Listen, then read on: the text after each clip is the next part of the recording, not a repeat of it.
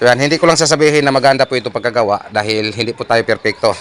Ang masasabi ko lang, ito lang po ang kaya namin. At malaman po ito ninyo mga brad, marine ba or ordinary. Kapag ordinary po, verde po ang kulay dito. So ito, kulay red or kulay pula, ibig sabihin marine po to. At ito po ang brand sa marine na ginagamit namin.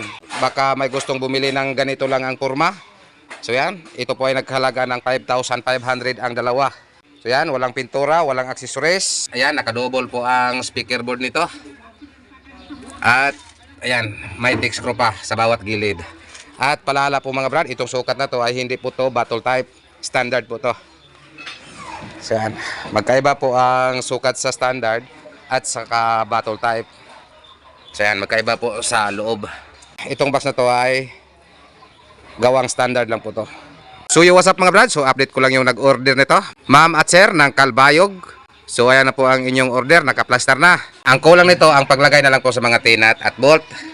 Ang bullet nito nakahanda na or nakapintura na. Baka bukas ikabit po namin at para makita po natin ang plastada nito.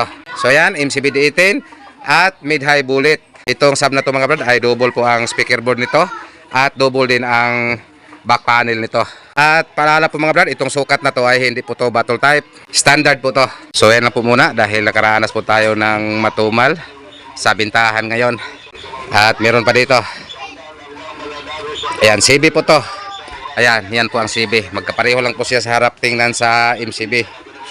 So, shout out Mr. Customer ng Camotes Island or BLMP Light and Sound ng Camotes Island of Cebu. So yan na po ang dalawang MCB-D18 mo sir. Ready for shipment na po to. Diyan, actually mga brad, wala po tong speaker or wala po tong laman. Complete lang po to sa accessories.